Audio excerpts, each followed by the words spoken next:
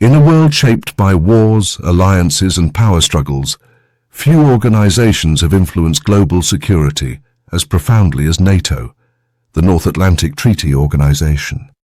For more than 70 years, NATO has stood at the center of international politics, promising one powerful idea. An attack on one is an attack on all. But why was NATO created? Who really holds power within the alliance? And most importantly, how effective is NATO today, especially in the face of Russia's war in Ukraine? In this video, we'll explore NATO's origins, the motivations behind its creation, the roles played by each of its members, from the United States and the United Kingdom to smaller frontline states. And finally, we'll analyze whether NATO is truly capable of countering Russia in the modern era. The world after World War II. To understand NATO, we must go back to the aftermath of World War II. In 1945, Europe was devastated. Cities were in ruins, economies had collapsed, and millions were displaced. While Nazi Germany had been defeated, a new tension was already emerging, this time between the Western Allies and the Soviet Union. The Soviet Union emerged from the war with the largest land army in the world and enormous influence over Eastern Europe. One by one, communist governments aligned with Moscow took power across the region. Events like the 1948 communist coup in Czechoslovakia and the Berlin blockade sent a clear message to Western leaders. The peace was fragile, and the threat of another conflict was real. Western Europe was too weak to defend itself alone. And unlike after World War I, the United States decided it could not afford to retreat into isolation. The birth of NATO. On April 4, 1949, 12 countries gathered in Washington, D.C. to sign the North Atlantic Treaty. These founding members were the United States, Canada, the United Kingdom, France, Italy, Belgium, the Netherlands, Luxembourg, Denmark, Norway, Portugal, and Iceland. At the heart of the treaty was Article 5, a revolutionary concept in international relations. It declared that an armed attack against one member would be considered an attack against all. This was not just a military agreement. It was a political statement, a warning, and a promise of unity. For the first time in peacetime, the United States committed itself to the permanent defense of Europe. Why NATO was created? The primary goal of NATO was deterrence. Specifically, deterring Soviet expansion into Western Europe. But NATO also served other critical purposes. First, it helped stabilize Europe by tying American military power to European security. Second, it allowed for the controlled rearmament of West Germany, ensuring that German military power would exist within a collective framework rather than as an independent force. Third, NATO encouraged political cooperation among democratic nations, reducing the chances of internal conflict and strengthening shared values. In simple terms, NATO was created to keep the Soviet Union out, the Americans in, and Europe stable. NATO.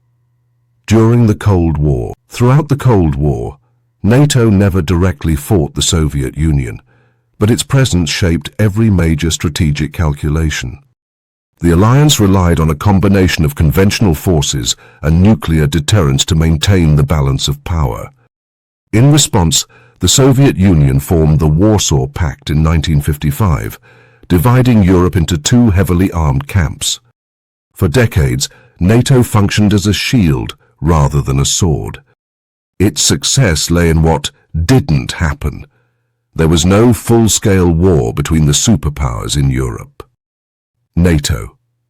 After the Cold War, when the Soviet Union collapsed in 1991, many believed NATO would become obsolete. Instead, NATO reinvented itself. The alliance expanded eastward, welcoming former Warsaw Pact nations and Soviet republics that sought protection and integration with the West. NATO also took on new roles: peacekeeping in the Balkans, counter-terrorism after 9/11, and crisis management beyond Europe. This expansion, however, would become a major source of tension with Russia. The United States. NATO's backbone. The United States is the cornerstone of NATO. It contributes the largest share of defense spending, provides advanced military technology, and guarantees the alliance's nuclear deterrent. American troops are permanently stationed across Europe, from Germany to Poland, reinforcing NATO's eastern flank. Without US leadership, NATO would struggle to project power or deter major adversaries. Simply put, NATO's strength is inseparable from American commitment. The United Kingdom. The United Kingdom has been one of NATO's most reliable and capable members. It possesses a professional, expeditionary military and a nuclear deterrent through its Trident missile system. The UK plays a major role in intelligence sharing, particularly through the Five Eyes alliance. In recent years, Britain has taken a leading role in supporting Eastern European allies and training Ukrainian forces. France and strategic autonomy. France occupies a unique position within NATO. While committed to the alliance, France emphasizes strategic independence and maintains its own nuclear deterrent.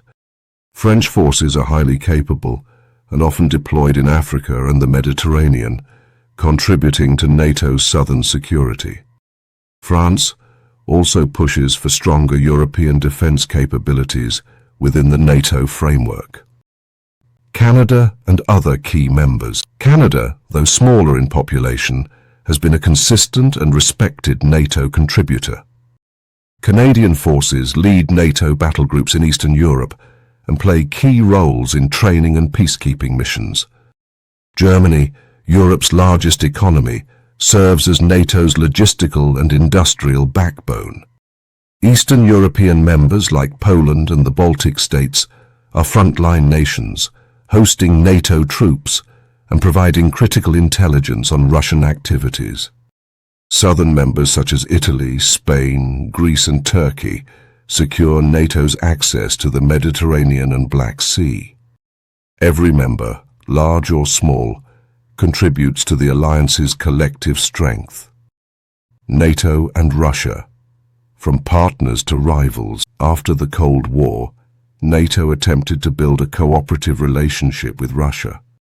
Forums like the NATO-Russia Council aim to foster dialogue and trust. However, tensions grew as NATO expanded eastward.